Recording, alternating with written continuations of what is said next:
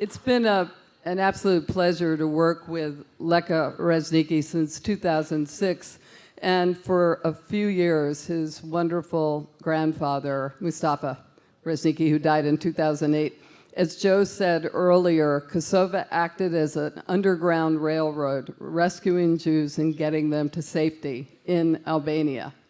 The compassion and empathy and intelligence of the Rezniqi family had a great deal to do with this.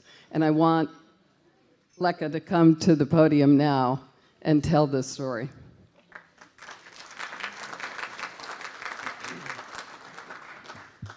Thank you, distinguished guests. Thank you very much for providing me the opportunity to be here and to speak in front of this respectful auditorium.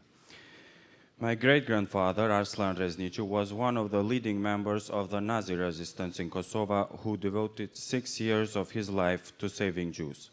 My grandfather, Mustafa Rezniqi, an adolescent during the war, assisted him, and for the rest of his life he preserved and carried on the history of our family's role and that of other Kosovar Albanians in rescuing Jews during the Holocaust. The narrative of Kosovar Albanian resistance to the Nazis actually begins with my great-grandfather, Arslan Mustafa Rezniqi. He was a merchant in Jakova, in Kosovo, who later moved to live and work in the city of Deccan. As far back as 1931, he made a living as a trader in Albania, Macedonia, Turkey, and Greece, and his principal colleagues were Jews from Skopje in Macedonia and Thessaloniki, Greece. And chief among them were David Cohen and Rafael Natan. In 1939, on the eve of World War II, when their lives were clearly at risk with the rise of Nazism in Europe, David Cohen, Rafael Natan, and another colleague, Solomon Conforti, reached out to my great-grandfather for help. They asked to come and live with our family in Deccan if we could provide them with accommodation and security. My great-grandfather brought Cohen, Natan, and Conforti and their families into his home in 1940.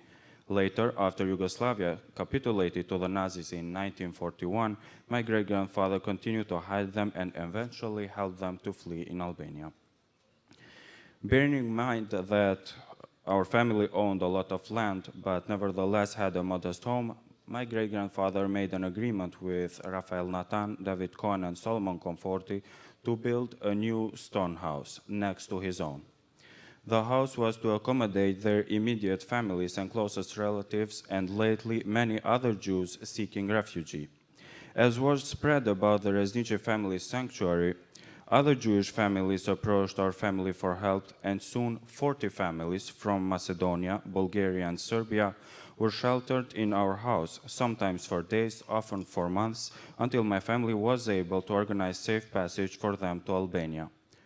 To camouflage their presence, all of the Jewish families were given traditional Albanian clothes to wear. The residents of Deccan knew that Arslan and his wife, my great-grandmother, Fatime Stavileci Rezniqi, were harboring Jews, but none of them ever informed the Nazi police patrolling the area. According to Ibrahim Kadriu, a journalist, I quote him, "While the Nazis were looking everywhere for Jews, the Rezniqi house served as a safe shelter and transfer point for Jews," end of quote. The transport of these families to Albania, as well as of the Conforti, Natan, and Cohen families, all of which took place on 1943, was done with help of my great-grandfather's Kosovar Albanian colleagues, Arif Musa Alichkaj, a local official of Deccan, Halim Spahiu, a merchant with contacts in the Albanian Chamber of Commerce in Tirana, and his partner Hasan Rema Zerta. Many of the Jewish families were also sent to Italy with the additional help of Pashuk Biba, a merchant, whose brother Kolja was Albanian's Minister of Interior. My great-grandfather and his colleagues were able to use their trading routes and contacts in the Balkans to secure safe passage for hundreds of Jews. Between 1943 and 1960, my family no longer had direct contact with most of the Jewish families that it had saved.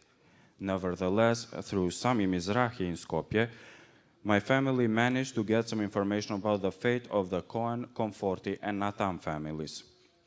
In 1960, Solomon Conforti came to visit my family, which had since moved to a new house in Pristina, on one-day visit from Greece. Solomon had a lovely reunion with my great-grandparents Arslan and Fatime, who had traveled from Deccan for the occasion, my grandmother, and other Rezniqi family members. At the request of Solomon Conforti, my family also invited Beqir Kastrati, the teacher who had taught their daughters while they were hiding. At the end of October 2007, my grandfather, Mustafa, traveled to Israel to attend the recognition at Yad Vashem of the saving role that Albanians had played during the Holocaust. 2 years earlier, in 2005, he co-founded the Kosovo-Israeli Friendship Association in Pristina, and now I manage the organization's mission and affairs. So far, we have been able to identify at least 60 families in Kosovo that provided shelter and safe passage for Jews. On March 17, 2008, Yad Vashem recognized Arslan Rezniqi and his family for their saving role during the Holocaust, the first Kosovar Albanian to receive the award of Righteous Among Nations. Mustafa Rezniqi, my grandfather, accepted the award in Kosovo's capital on behalf of his father. A year later, in 2009, Mustafa died at the age of 85.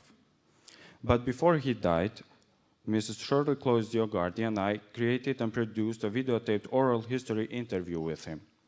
As the film makes clear, my grandfather's experience during the Holocaust was one of the most formative in his life, and I will always remember his words about the role that his family played in saving Jews. No matter what the risk is to you and your family, you may never betray your promised word. Besa. Thank you very much. Let me just say a word. By the way, today Leka is the head of the Israeli-Kosovo Friendship Society, and he works very hard at building a strong bridge between the people of Kosovo, the Albanians there, and Israel. While he was speaking, you probably missed seeing his family. This is the grandfather, Mustafa. We were in Israel with him in 2007, and the family. Now, this is the only family to be recognized in Kosovo, believe it or not, by Israel. Just one family. And there's many, many others. As I said, Arif Alichkai, who he mentioned, has to be recognized, and we will work very hard to try to do that.